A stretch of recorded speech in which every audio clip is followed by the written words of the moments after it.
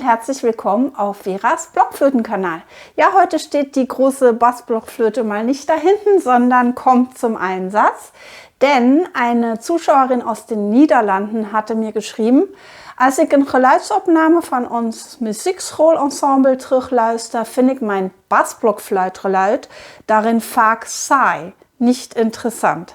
Ich werde euch das mal kurz übersetzen. Also sie hat geschrieben, wenn ich mir eine Tonaufnahme unseres Musikschulensembles, Blockflötenensembles, nochmal anhöre, dann finde ich, dass darin meine Bassblockflötenstimme so langweilig klingt. Sie hat dann noch weiter geschrieben, dass ihre Bassblockflöte okay ist, dass das eine prima Bassblockflöte ist, nämlich eine Traumflöte von Adriana Bröking, und fragt mich jetzt, was kann sie daran machen, dass ihre Bassblockflötenstimme im Ensemble interessanter klingt. Und das könnte ja für einige von euch interessant sein, die in einem Blockflötenensemble spielen.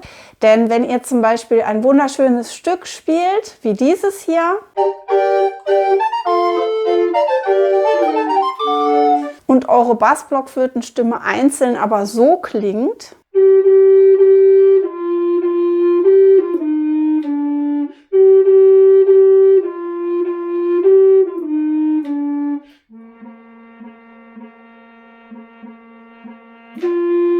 dann kann man sich schon vorstellen, dass das zum Üben zu Hause langweilig ist und dass man sich auch fragt, was kann ich daraus machen? Das war jetzt wirklich die Bassstimme, die zu diesem Stück gehört. Aber ich habe sie jetzt einzeln ein bisschen langweilig gespielt, extra langweilig, um das mal zu demonstrieren.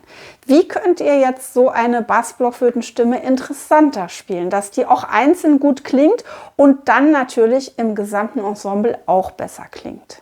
Also das Stück, was ihr gerade gehört habt mit den 4 Blockflöten, mit dem Blockflötenquartett, das klingt ja spritzig und ja, flott und sehr leichtfüßig.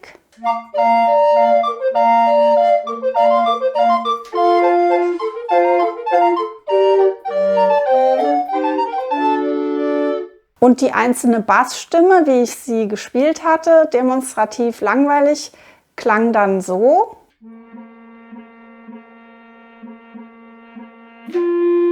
Das heißt, das war ziemlich flach, wie das klang. Flach und langweilig. Versucht mal zu hören, woran es genau lag. Versucht mal diese einzelne Bassstimme jetzt klanglich zu vergleichen mit dem ganzen Quartett. Dann werdet ihr sicher gehört haben, dass es alles recht breit gespielt war, wie ich das gemacht hatte. Und hier möchte ich euch noch mal erinnern, dass bei alter Musik, also Barockmusik, Frühbarockmusik oder Renaissancemusik zum Teil auch, die Noten nicht so lange gespielt werden, wie sie dastehen, zumindest selten, sondern dass wir gerade bei so einem spritzigen Stück wie diesen, das war übrigens Labouré von Michael Pretorius, dass da die Noten wirklich abgekürzt werden sollen zum Großteil, zumindest die langsameren Notenwerte. Also wir haben hier in dem Stück Viertelnoten, halbe Noten und Achtelnoten. Die Achtelnoten sind die schnellsten. Und in der Bassstimme haben wir fast nur halbe Noten oder mal eine punktierte Viertelnote mit einer Achtel danach. Und das sieht ja erstmal auch langweilig aus. Wenn ich jetzt aber weiß, dass ich sowieso die Noten etwas abkürzen darf, sie also etwas trennen darf voneinander, weil das stilistisch gut passt, aber weil es auch wichtig ist für die Deutlichkeit des Blockflötenspiels. Dann könnte ich diese Bassstimme nämlich auch mal so spielen.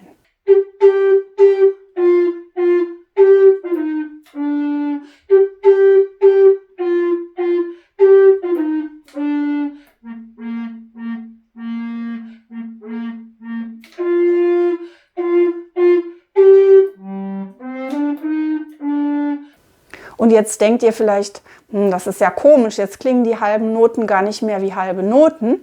Aber das ist völlig legitim. Und es kommt nämlich noch hinzu, dass wir bei der Blockflöte oft das Problem haben, dass wir hier in dem Bereich, wo wir am Spielen sind oder vielleicht noch 50 cm weiter, die Blockflöte deutlich hören.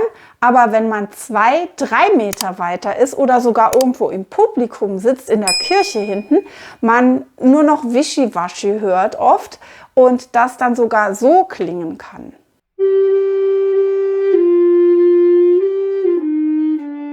Da merkt ihr also, da sind die Töne kaum noch getrennt voneinander zu hören. Das kommt also noch hinzu. Wir dürfen es stilistisch gesehen, es passt zur Musik, es macht sie schön tänzerisch und spritzig und wir müssen es auch fast machen, der Deutlichkeit wegen. Also anstatt diese ganzen Noten, die ich hier auch noch wiederholt in der Bassstimme habe, weil ich habe ja am Anfang zum Beispiel lauter Gs und ganz viele Fs.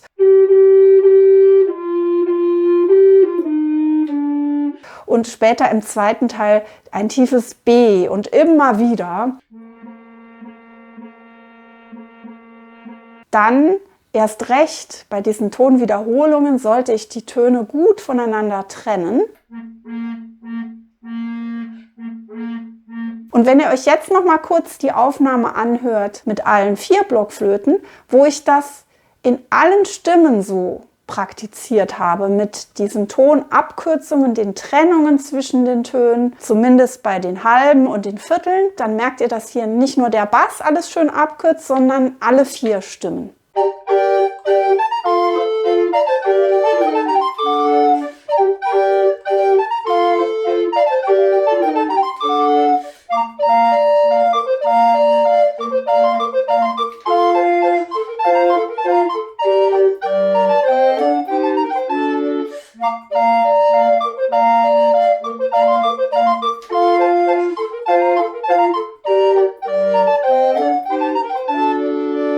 Hätten das jetzt alle nicht gemacht und hätten alle ihre Bassstimme so breit und aneinanderhängend und ich sag mal langweilig gespielt, dann hätte das Stück so geklungen.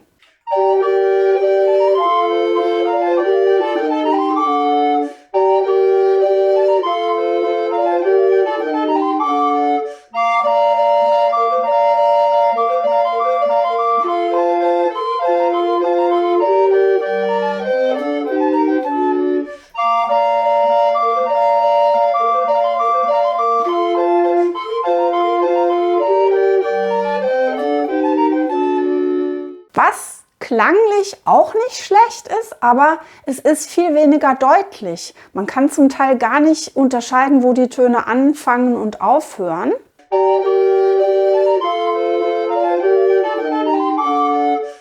Übrigens habe ich die Bassblockflöte, wie ihr gesehen habt, ohne dieses Anblasrohr gespielt. Das geht nämlich, man kann das ja hier abschrauben und dann sieht man auch hier von der Bassblockflöte wirklich den Block, weil es ja eine Blockflöte ist. Und zwar dieses runde Teil hier, das ist das eingesetzte Holzstück, also der Holzblock. Und hier habt ihr das Labium, wie immer, wo man auch, wenn man von unten reinguckt, den Block sieht. Und ich spiele die Blockflöte, die Bassblockflöte, lieber so direkt angeblasen. Ich mag nicht so gern das Gesabber in dem Rohr mit der ganzen Feuchtigkeit. Ich kann es auch damit gut spielen und anstoßen, aber ich spiele ganz gern direkt hinein. Und dann drehe ich mir das so rum, dass das Labium, also da, wo ich reinblase, hier auf meiner Seite ist. Und dann kann ich die Flöte so spielen. Und ich habe dieses Bändchen um den Hals, weil die doch sehr schwer wird nach ein paar Minuten. Ich hake die hier ein und dann habe ich tatsächlich hier für die linke Hand einen, für die rechte Hand, das sollte Vera schon wissen, für die rechte Hand eine Daumenstütze. So, also die Bassstimme oder die Tenorstimme, auf jeden Fall die tieferen Stimmen, die könnt ihr schöner, interessanter klingen lassen, indem ihr sehr auf die Artikulation achtet. Also das ist ja das, was ich gemacht habe. Wie stoße ich die Töne an? Stoße ich sie scharf am Anfang an, was ich jetzt auch bei diesem Stück sehr gemacht habe, also eher mit T statt mit D, damit es nicht so wischiwaschi und weich klingt. Und vor allem, wie lange lasse ich sie klingen? Das ist nämlich auch die Artikulation. Nicht nur, wie der Ton anfängt, sondern wie lange er nach hinten dauert. Und natürlich, wenn ich eine halbe Note habe, dann braucht die Zeit der halben Note. Ich muss sie aber nicht bis zum Ende klingen lassen. Und das machen alle Stimmen hier, bloß bei den tiefen Flöten müsst ihr es noch mehr übertreiben, damit es im Gesamtklang auch zu hören ist. Also wenn ihr mit der Bassblockflöte versucht, spritzig zu spielen und interessant und kurz gespielt, bei solchen Tanzstücken zum Beispiel, dann müsst ihr es sehr übertreiben. Also Auch wenn ihr denkt, ihr spielt schon kurz,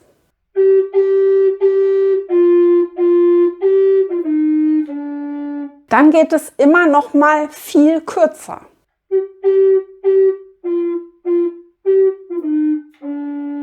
Und das Ganze natürlich ohne immer schneller zu werden oder zu eilen. Natürlich habe ich das Stück jetzt insgesamt recht schnell gespielt, weil es einfach zu dem Stück passt.